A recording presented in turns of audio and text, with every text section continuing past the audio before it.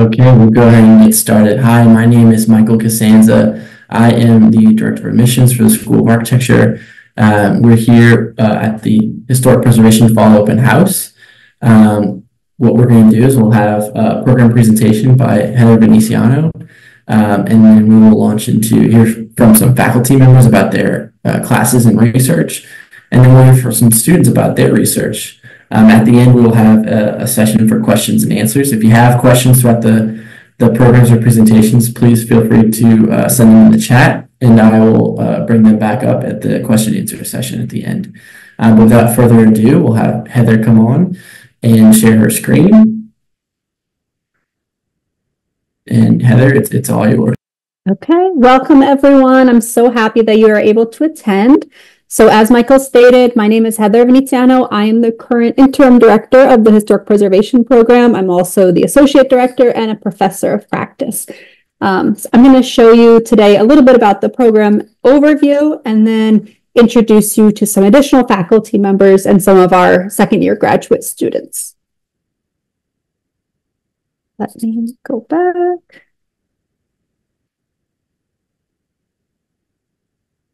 Sorry, I'm sharing my screen.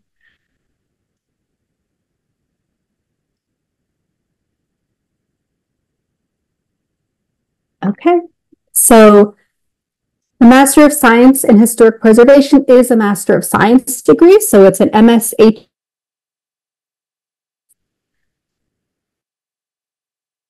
Located at the downtown campus, as our original home on the uptown campus is being renovated. We are due to move back in next semester, so all of you will be coming to study with us on the uptown campus right off of St. Charles Avenue. It's right across from Audubon Park, and it's very lovely. We're happy to be getting back into our old building.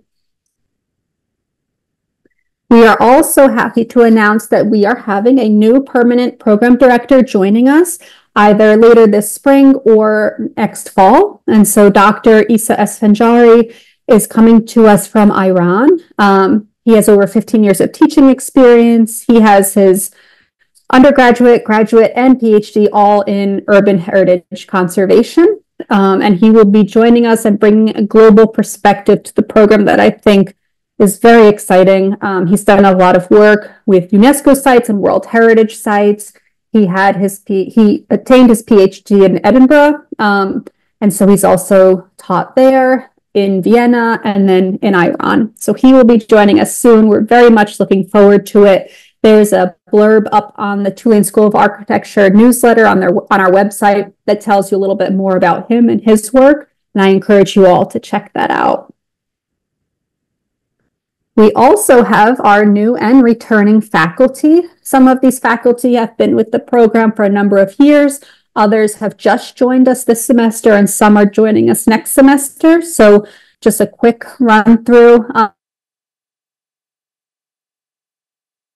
Dr. Fallon Samuels Adu, who couldn't come today, but I have some slides that she sent along to share with you. Professor Robert Cangelosi, Professor Zoanne Campanella, Professor Alex Lopez, myself, Arthi Chadakiraman, who will also be presenting to you today, Michael Shoriak, who leads our architectural conservation classes, Valerie Vides, who is also a conservationist here in town, mainly focused on window restoration, Alex Barthel, who teaches studio this semester. He's a practicing architect and preservationist in the city as well. Allison Cruz, who is the assistant dean of academics for the school and teaches one of our research seminar courses. Matt Dakotas, who will be joining us for the first time next semester, even though he has taught the architecture program before. He's a practicing architect, and he's developing a new course for us based on digital technologies used in the field. So that's exciting.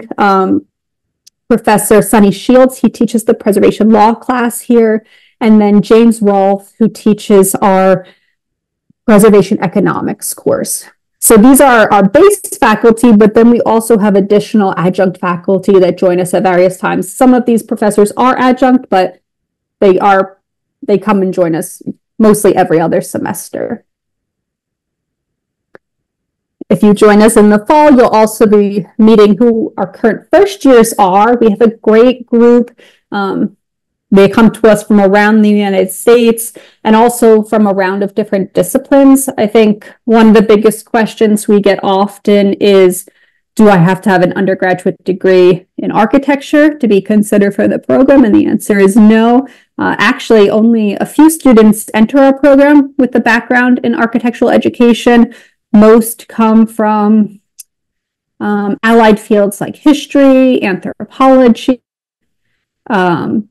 some have architecture. We have students right now with an economics degree, with a theater degree, art history. So it's really a wide range, and we encourage that because as much as you're going to learn from your professors, you're also going to learn from your peers. So we look for a really robust and different group of students to combine their skill sets together. And we've lucked out this year. And I think we've had luck the last couple of years putting together really great groups. So I've looked forward to that trend continuing. So in our program, we offer 3 different programs. So we have the Master of Science in Historic Preservation. That's our main graduate program. We also have a certificate in preservation studies and then our minor for undergraduate students in historic preservation. Our MSHP students are also able to augment their studies with additional certificates. So in the past, students have also, in undergoing the MSHP, they've also obtained a graduate sustainable real estate development certificate. That's within the School of Architecture. A graduate certificate in public interest design, which is also in the School of Architecture, a geographic information system certificate, which is GIS. That's outside of the School of Architecture, but that's still a program that a few of our students are highly interested in. And then also disaster resilience leadership certificate, also from outside the School of Architecture, but still within the university. The university offers many certificates in many areas of study.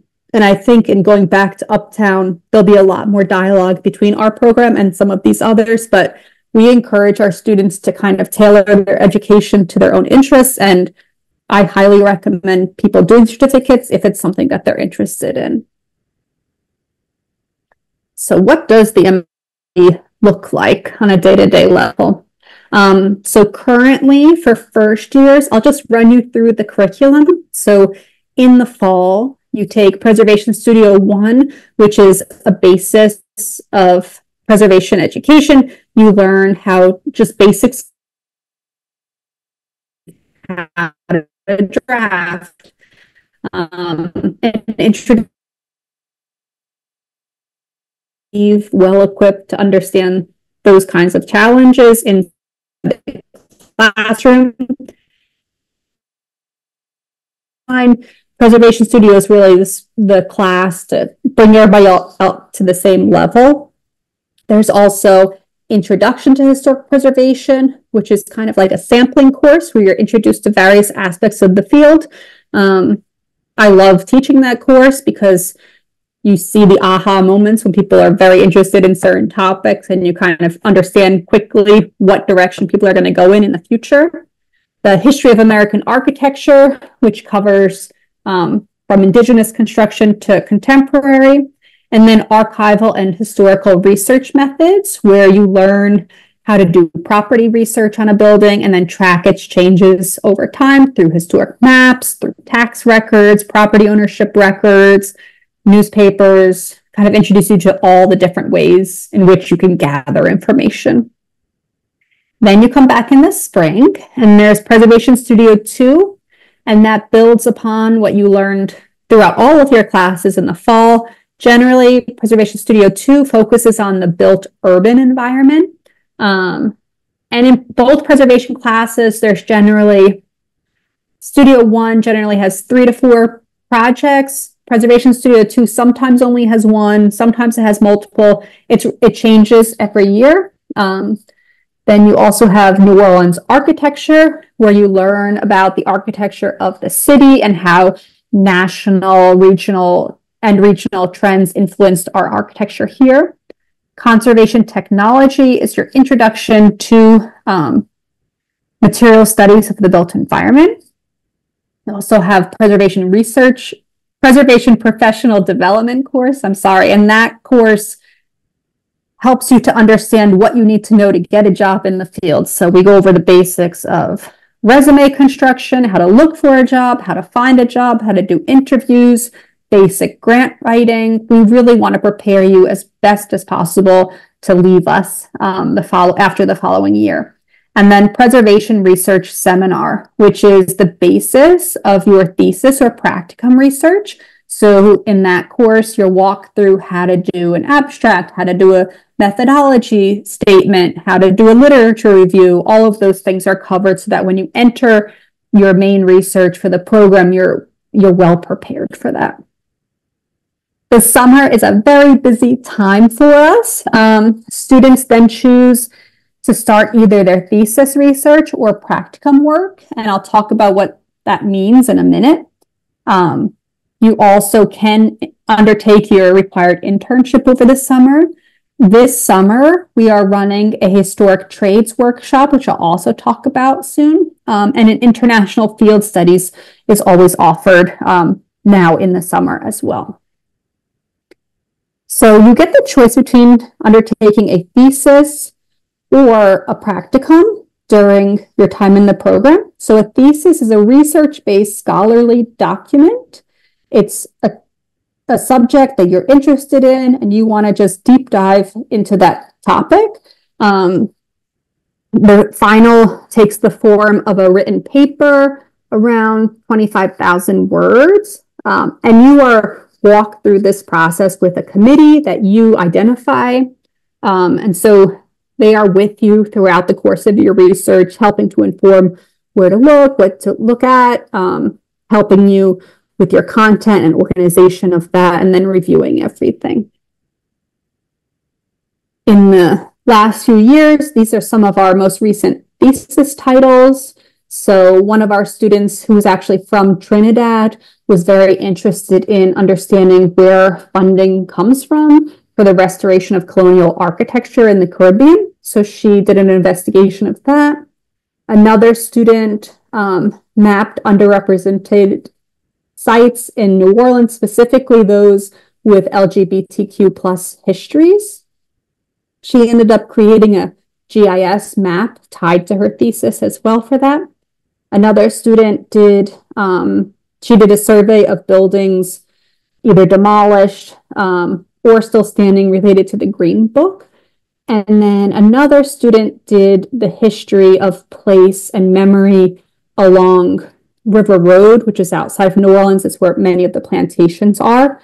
So she worked on that. Other students choose to do a practicum. So a practicum is 3 months full-time work with a host organization. And then after you do that, which is normally done during the summer, you write a paper detailing your experiences with them. And it's about 12,500 words. So both go through the thesis and practicum, have a 3-person committee that works with them throughout the time. Practicums, we generally start talking about with students around now for students that are interested in obtaining those for over the summer. So we'll find out what they're interested in. We'll point them in the right direction. We'll introduce them to people to try to secure that placement. And because it is 3 months full-time work, it makes the most sense to be in the summer. Oops. Some recent practicum titles, the Nicholas Building and Spitzer buildings. This was a practicum underwent in Cleveland, Ohio. And then another student stayed here and she did a practicum with an architectural firm that was reconstructing a building on South Rampart Street here in town. The 2 students that are doing practicums this year, one is doing it on Adobe brick building that she worked on in New Mexico over the summer. And then another student had a placement with the National Park Service in Washington State, where she produced a historic structures report for a building on top of a mountain. So very different topics, but topics that each individual student was interested in.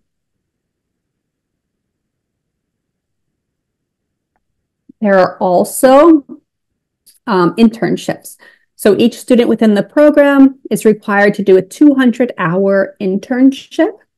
That's generally with a local organization, but sometimes students choose to do it in the summer, so that way they can do it with organizations outside of New Orleans.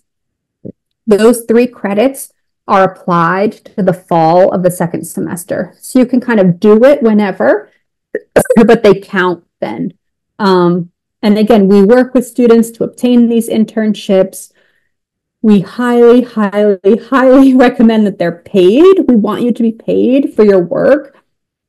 Every once in a while, a student will just want an opportunity so badly that they do not get paid for it because the place that they want an internship with does not have funds available for that. But we try our best to encourage students to take paid placements, and we'll help you find locations if you're unable to locate one.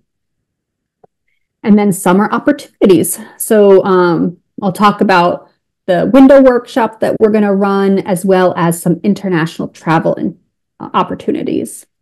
But before then, this summer, we're also having a summer course by our incoming director. And this course focuses on making arches, vaults, and domes. So students will be engaged with the physical building of these structures. They'll be building out of foam because we don't have time to build masonry structures, but it'll be a really great summer course. It's only a week long, so that way students can have the time to work on their practicums or theses over the larger part of the summer. But we're all very excited about this, just some hands-on learning to really understand the concepts in 3 dimensions. So a new program that we recently are launching, we are partnering with the Mississippi Department of Archives and History. They are launching a preservation trade school a little bit a little bit north of Natchez, Mississippi, at the site of historic Jefferson College. They ran a course last May with students from Mississippi, but this summer it will be with our students. They're going to be training with a historic millwork specialist, Nick Connor, who is local to New Orleans. And they will be traveling throughout Natchez, look at examples, and then having hands-on experience within the wood shop in this space. So it should be a wonderful opportunity for them to see the spaces in time, how they look when they were historically constructed in Natchez, and then replicate some of those in the shop. Every year, the program takes an international field studies. Last year, it wasn't international, but it was to Puerto Rico.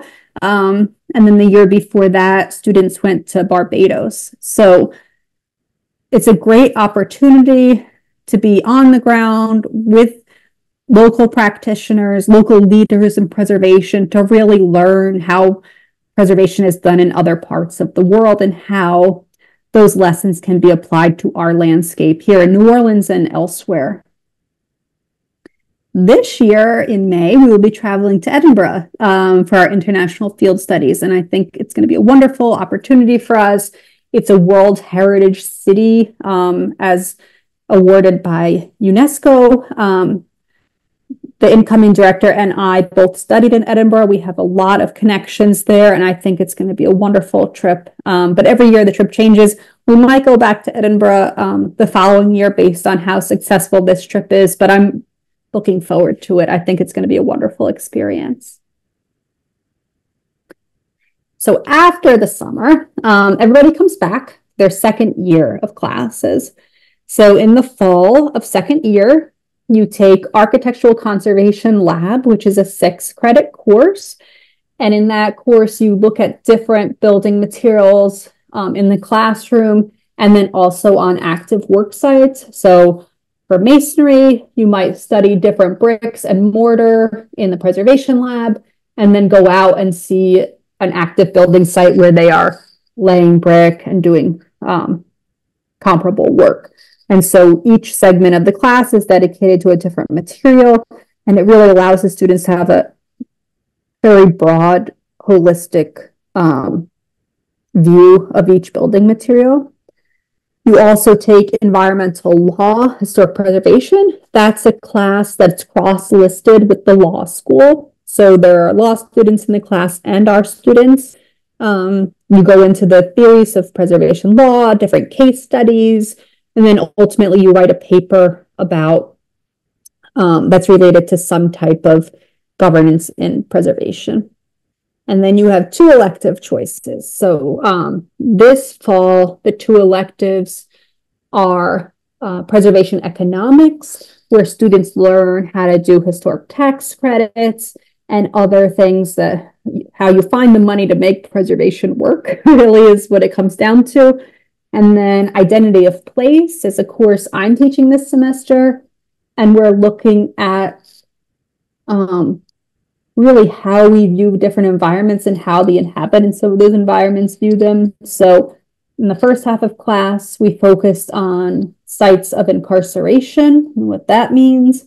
And then the second half of the class, we're focusing on sites impacted by climate change and how we are tasked with protecting or documenting the historic built environment with the threat of those challenges on the horizon. After you come back from winter break, you have your preservation practicum or thesis, but really you're working on writing that throughout the course of the whole year. And in the summer, you're doing your research. So if it's just something you're doing in the fall, you are actively working on it with your committee. So you come back, you get credit for that. It's not a class, but you're going to be spending a lot of time finalizing your practicum or thesis, so it counts as credit. And then you can choose two additional electives. So next semester, we're having Heritage at Risk course by Dr. Ado. She'll be looking at different sites impacted in a variety of ways and that are at risk, and how we, with our toolboxes, can respond to those risks.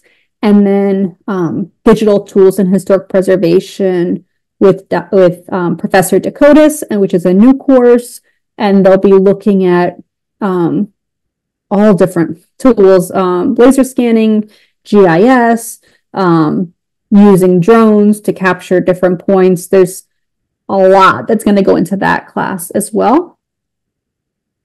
This year too, and throughout every year, we're very busy outside of the classroom as well as inside. So just walking you through, every year, the School of Architecture awards over $50,000 to students within the college. And that is for research taking place generally in the summer. So you submit a proposal for a travel fellowship that you would like to undertake.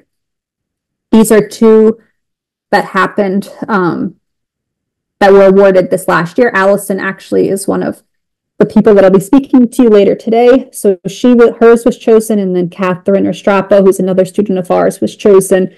This year, the students are working towards the deadline of next month, and so they're finalizing their research proposals as well. But generally, our students do pretty well at obtaining funding for these, which is wonderful. This year, we have an in-house conference that we're putting on focused on heritage trades in the Gulf South region and how all the challenges relating to them. And then we're having the chair of the Advisory Council on Historic Preservation at the federal level coming to speak with us about preservation as an engine for economic development of communities. We're really excited about that.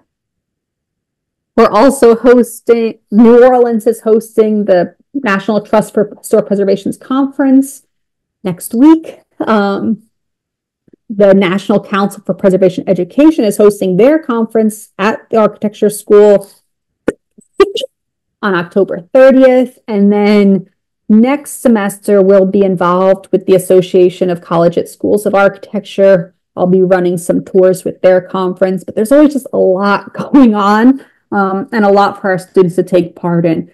These are all pretty much geared specifically to our students, but there's also student events for architecture, for real estate, for sustainable design. All of them we are invited to, and we're encouraged to attend. Then there's Mardi Gras. You study here, you cannot avoid Mardi Gras, and you cannot avoid just how amazing this city is, both architecturally as well as culturally. I think it's an amazing place to study historic preservation. We're at the gateway to the Caribbean. We're so closely linked to so many locations throughout the world. And I just can't think, I'm a little bit biased, but I can't think of a better place to study it in the United States. So quickly, let me take some water. For admissions, there's an application checklist, which Michael can answer any questions that you have about this, but there's an online application. You have to submit research, writing, and graphic work sample. And again, he'll answer any questions if you're nervous about any of those. A statement of interest, transcripts, 2 references, a resume or CV, and then scores for international students. So the early admission deadline is December 1st. I highly suggest doing that. That way it helps us to know who's coming. And then it also helps just to secure your spot in the program. January 15th is the regular decision date. And then April 15th is the deadline to submit your enrollment deposit and your decision. So there's a few scholarships available. There's merit-based scholarships, and then there's also the Boudreaux Scholarship, and Michael has more information about those as well. And there's other funding opportunities such as federal aid and student loans, monthly payment plans, and then assistantships. And those can take the form of teaching assistantships, research assistantships. I hired a bunch of students this summer to work on projects with me, and most of the other faculty do that as well. We want to see you engaged and succeed and gain real-world practical experience when you're still a student. Okay, I'm right on time, which is amazing. I'm going to introduce Dr. Fallon Samuels-Adu. Unfortunately, she couldn't be here in person to join us because she's attending a conference right now, but she's an assistant professor with our program as well as with the Sustainable Real Estate program. So she splits her time between both. I have a 2-minute video of her talking about her work that I'm going to play for you right now.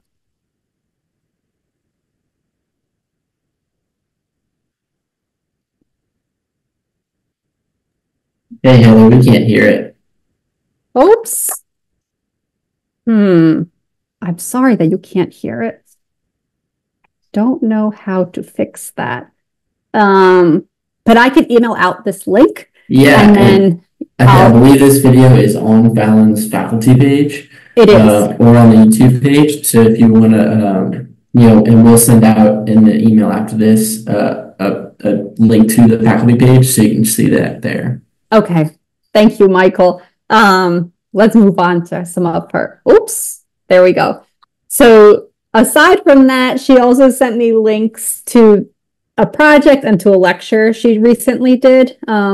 So she does a lot of work in Nantucket and in Martha's Vineyard specifically. I'll talk about that in a second. She was welcomed as a keynote speaker at a Mid-Atlantic Heritage Conference in 2022. And then she just gave was part of a panel discussion at University of Pennsylvania, their Preservation Futures public lecture series. And those links I'll share as well through Michael, so you all can take a look at those. So she is back and forth to Martha's Vineyard fairly often. I don't understand how she does so much. But she focuses on the history of African Americans in Martha's Vineyard, tracking ownership records, and then helping with the African American Heritage Trail of Martha's Vineyard. And that's really aimed to honor people and preserve properties that served seasonal travelers and workers of color. For this project, she's heavily engaged with the local community, grassroots organizations, community members, cultural institutions, and government offices. And that's an ongoing project. And actually within the Heritage at Risk course that she teaches here for us, the students are actively working on that project with her. So I think it's a lot of our faculty bring their work into the classroom. Pretty much all of the faculty, actually. It's just a great way to gain the practical experience while you're still a student. So because I couldn't share that video, you can also check out her work. She has a website of her research at just her name. So www.fallon-samuels.edu.com. I highly encourage you all to check that out. I really wish she could have made it today. I think you would have really enjoyed hearing from her, but please look at her work. She's a nationally recognized preservation scholar. She does work all over the country. She's on local, state, and national boards, especially those around preservation policy. So next, I want to introduce our new addition, Arthi Janakiraman. She is an assistant professor of historic preservation and urbanism. She recently completed her PhD at MIT. We are thrilled to have her here. She just arrived this summer, and she's teaching her first course with us, but she'll be teaching studio next semester, so the graduate students will get to meet her as well. So I'm going to turn it over to you. You stop share. Thank you, Heather, and thank you for that introduction. Let me just get my PowerPoint up. Okay. Great. So as Heather mentioned, my name is Arthi Janakiraman. I'm a new faculty here at the school, and I just started this fall as assistant professor of preservation and urbanism. Just to sort of introduce myself and my entry point into historic preservation or heritage conservation as it's known outside the US. So I'm essentially an architect by training and an urban planner, and I hold a PhD in urban planning. And my research really centers on the spatial politics of heritage conservation in cities, largely in the global South. And at its core, I'm interested in using heritage and its conservation as a lens to thinking about questions of social equity. And so in my work, I focus on the role of heritage in processes of development, in diplomacy, in building identity, building national identity, and in thinking about the work that's really done by heritage within cultural identity politics. And so with my interest in heritage, I'm especially interested in this notion of World Heritage and UNESCO's World Heritage Program. So I find this to be an interesting lens to thinking about some of the tensions between globalized and more universal ideas and ideals of heritage conservation and the very localized experience of living heritage that most cities represent. And this is a really widespread program. There's 1,223 sites on the World Heritage List today, and these are spread across 168 different nations around the world.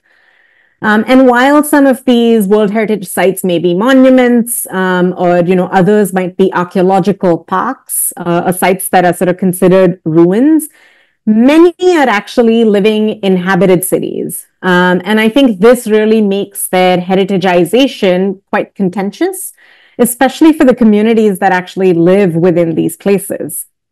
So one of my ongoing projects looks at the idea of heritage and ethno-nationalism in India. So in 2017, amidst rising Hindu nationalist politics, the historic city of Ahmedabad was designated as India's first World Heritage City. And it was designated for its Islamic architectural heritage. And so in this research project, I look at this seeming counter-narrative and explore how heritage conservation and the built environment are deployed to construct narratives that serve both intranational and international political agendas. So for instance, at the international scale, the built environment is used to construct narratives of multiculturalism, and a heritage cooperation between the Ahmedabad municipality and the French government also sort of helps work to internationalize the city and, helps sort of appeal to a broader global audience. Within India, I explore how sort of framing this heritage as Indo-Islamic rather than simply Islamic architecture suggests inclusivity, but operates as almost a subtle form of control by presenting a very carefully curated degree of Islamism. And on the ground, ultimately, this narrative of seeming inclusion actually excludes a lot of the resident communities that are most closely associated with this heritage.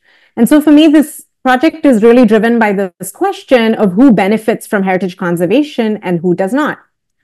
And so building on this question, another one of my ongoing projects looks at the role of heritage in development and diplomacy in Sri Lanka, in Galle Fort, which is also a World Heritage Site. And a lot of the conservation in Galle Fort has largely been under the auspices of an international cooperation and a heritage partnership between Sri Lanka and the government of Netherlands, with Galle Fort representing heritage from the Dutch colonial period of rule in Sri Lanka. And on the ground, heritage conservation under this partnership has led to a sort of selective prioritization of the Dutch past. And you see this kind of emerging in the built environment with, an emphasis on this Dutch past in the names of shops, restaurants, names of buildings and streets.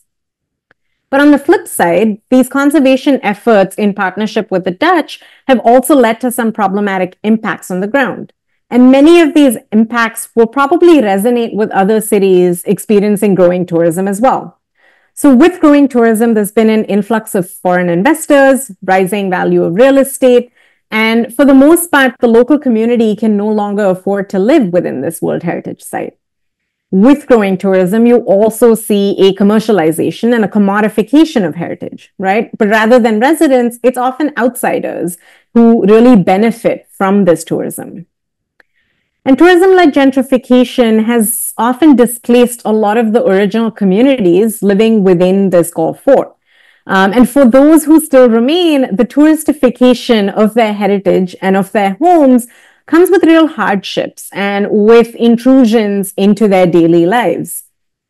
And so most of my work engages with these types of questions and is really sort of focused in the global south and in South and Southeast Asia. And so with these ongoing projects, like my work in Ahmedabad and my work in Sri Lanka, the emphasis for me is really on thinking critically about heritage conservation and asking questions about, what is conserved, by whom, for whom, who decides, and who is included and excluded from these processes. And I think these are really important questions to consider because heritage conservation is not just about buildings, it's about society. Conservation is, in fact, a form of development. It's intrinsic to questions of equity and social justice. And so I think it's sort of an important field within which to grapple some of these considerations. And I think I will end there. Thank you. Thank you so much, Dr. Charnakaram. We are now going to pass it over to two of our graduate students, Lauren Vatz and Allison Hinz. Lauren is going to start first, and she's going to talk about her ongoing thesis research that she's working on throughout this academic year. Lauren?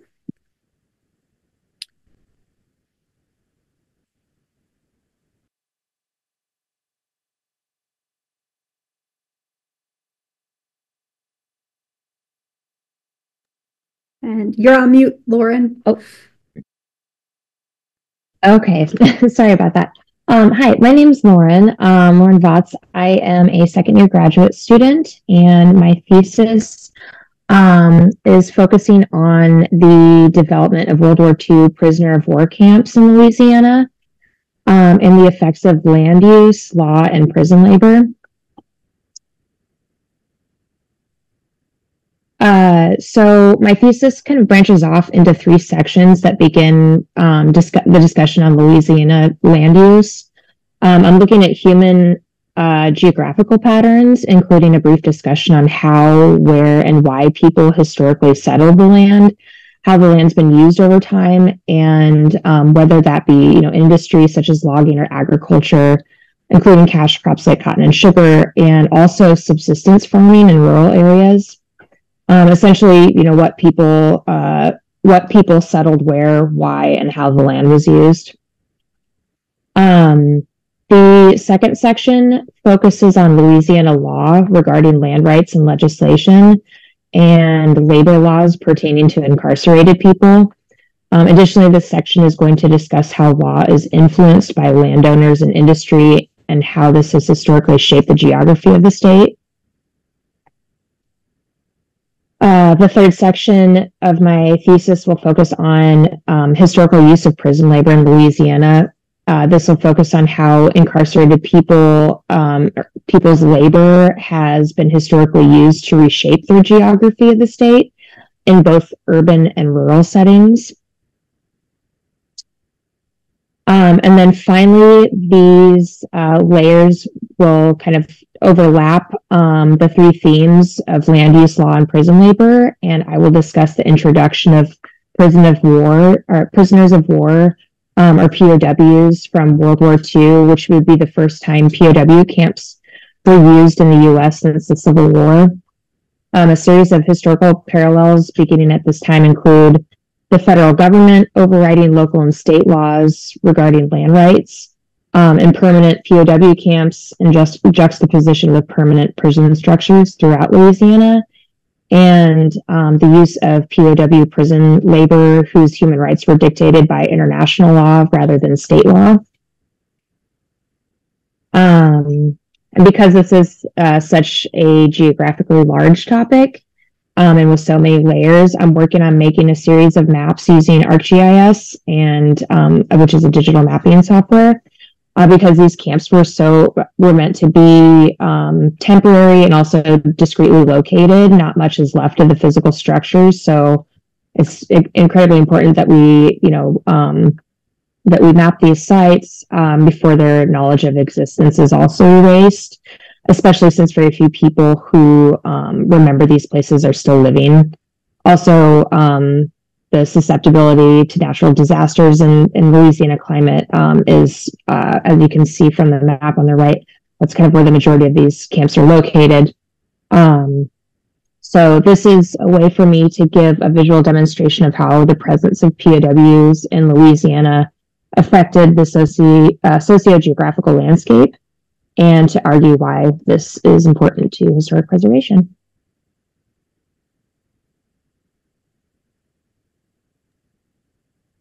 Thank you, Lauren. It's wonderful. We're going to now turn it over to Allison Hinds, who's going to speak about her research throughout this academic year as well. Hi, everyone. My name is Allison. I don't have anything to share for you for your screen, so I'll just go ahead and jump right into what I am doing research on and working on this last year of school. So as Heather mentioned, I was one of the recipients of the travel fellowship last year, and this summer I got the opportunity to travel to Peru to study the intersection of archaeological sites and how they impact heritage tourism and how to better the heritage tourist experience at these archaeological sites. So that'll be something that I will be continuing to work on this year and into next semester as well. I will be, like Lauren, conducting a thesis for my final project. My thesis is in regards to historic interiors and their protection and integrity within the historic environment. My background is in architecture and interior design. So historic interiors has more so always been an interest in my learning and practicing of interior design in my career. So I will be looking at overarching themes regarding historic interiors and what protections are currently in place and how they can be further expanded to fit more of the modern needs that we need in our historic interiors today. With that, I am also working on an amazing project and case study with Heather Veneziano of a historic 1850s townhouse in Mobile, Alabama. And it will act as a case study for my thesis and be a part of the overarching research of how historic interiors can be integrated today with historic preservation, learning about different design factors that are in place with incorporating modern technologies like HVAC systems, heating and air conditioning, plumbing systems, and electrical, and how to properly integrate that into the design of a historically appropriate interior design choice. So that is what I will be exploring this year and is overall my thesis research, and I'm very excited to continue it, and I'm looking forward to the end product. Thank you. Awesome. Thank you everyone who presented today for the program. It's really fun for me, when doing these events, that I get to learn a little bit more about each of the cool things that our faculty and students are doing. What we're going to do right now is we're going to launch into a question and answer session. So if you have any questions, feel free to send them in the chat. And if the students and faculty want to answer some of these questions too, they can definitely join in. I think, Heather, just to start us off, my first question would be, what are some of the graduate outcomes? What are some of the careers that our graduates are going on to after they leave the program? Preservation is a huge field. Today I took a class to a plaster workshop, and one was like, I want to do plaster, and it's like, you can. So students do a wide range of things. A lot end up working for nonprofits or local governments, but we also have students going into state government. They also work for FEMA, and also private firms. A lot of students take their internships or practicums and pivot that into employment. So some of our students right now, Lauren included, has already had job offers before she's left. And so that's the best case scenario. That's something we always hope for. Parker, who's doing her practicum experience in San Francisco right now, was just hired to stay with them at their preservation architecture firm in San Francisco. So it's really a wide range of opportunities, but we try our best to we talk to you so much and try to figure out what you're interested in and then set you up on that path. And sometimes you come in and you're just like, I have no idea, but I know I'm interested in general. And then throughout the 2 years, you really hone that into what you want to do. But really, I tell students too, if you don't know what you want to do, let us know where you want to be. Because a lot of it is geographically based. So once we either know one or the other, we can help set you up. We know so many people, so many great people that are really interested in seeing graduating students succeed. So many options. Yeah. Yes, it is a very broad field. One of the common questions that we get from students is there time for students to work while doing the program? Or have a part-time job? Do one of the students want to answer that? It's hard, but Lauren and Allison both have worked in the program, so they might be in a better spot to answer. If you want to hop on? Lauren, maybe. Maybe you can speak to how accommodating the program is as far as if a student has a job they want, or a student maybe needs an accommodation for a class, or has a special request. Sorry about that. That's okay. Did you want to go ahead, Heather? You can go first, and then I'll answer Michael's part. Okay. I was just going to say, I think the program has been incredibly helpful. Heather herself has a lot of, connections in the field of preservation here in Louisiana and in New Orleans as well. So I honestly don't think there have been any of us that have had something we're interested in that we can't find a route or path to get to. It's a pretty interconnected world. And I kind of feel like as soon as you get into it, it really does open up and are some of the most welcoming people, both, in the classroom and outside. So. Yeah. And then like some of our students are helping right now to put on actually both Lauren and Allison are helping to put on a conference that's happening on Sunday.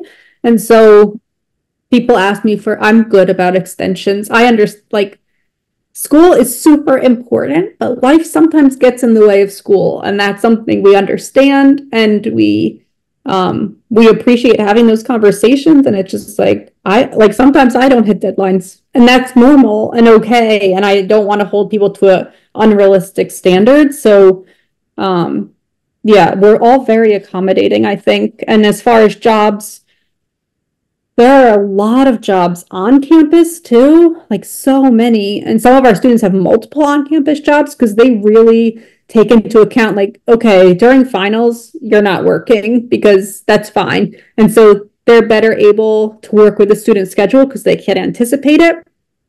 Private employers, sometimes that's more difficult, but students that do need to work make it work.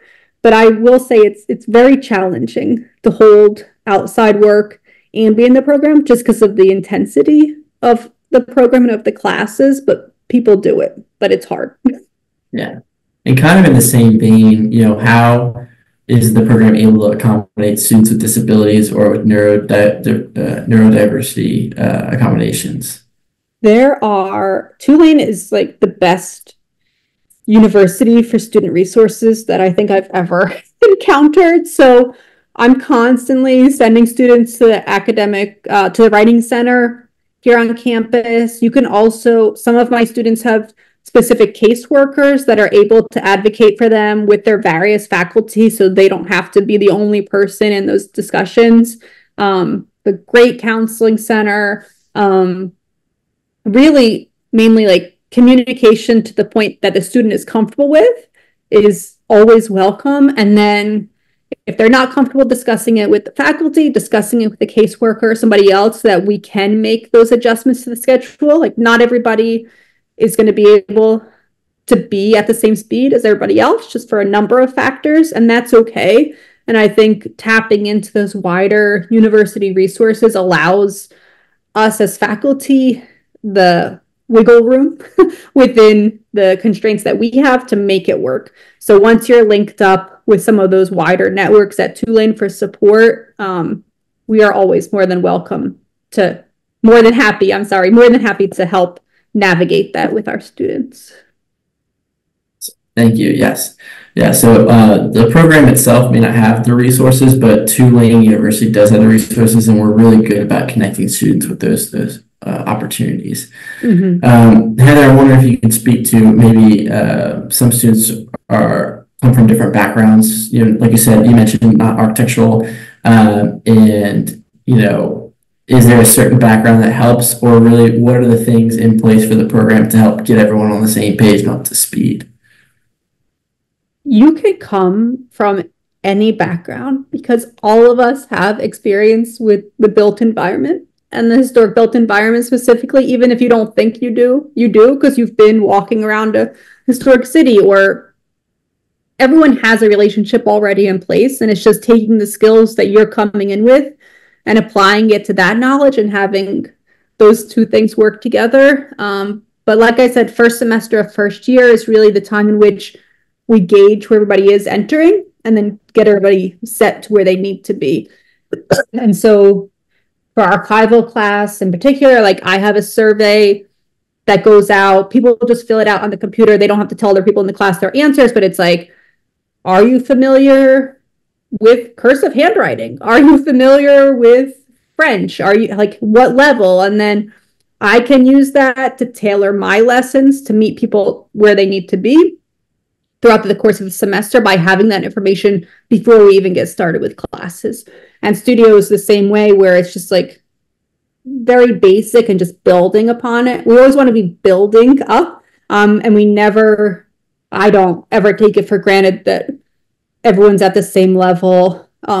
Everyone learns in such different ways. But I think one of the biggest strengths of our program is that people come from all different places because it brings so many different experiences in. And like I said, like, you learn from your peers so much. And like, I learn from my students so much. And having those wider range of voices is really integral to success. Yeah, awesome, awesome. So we only have a few more minutes. I have no other questions, but I'll ask this one last question because I think it's really important. So we talked about faculty connections and how we're able to recommend students that way. Can you talk about the alumni connections that this program has? Our alumni love the program. We have every semester we have at least one local alumni preservation happy hour that we have where students can go informally in a group and just meet alumni. The School of Architecture also has alumni lectures where like a panel lecture where different alumni will come and talk. But it's also like the biggest thing I think for me as a faculty member here is being able to pick up the phone and call like dozens of faculty and just say, I have a student who's interested in something that I know that you already do. Like, can you talk to them? And sometimes that discussion is just a discussion. Talking so much. Hold on. And sometimes that discussion is a gateway to a job. I also have a ton of alumni emailing me and saying like, we have an internship opportunity. Like the internship that Lauren did was through an alumni getting in touch and saying, we're looking for an intern.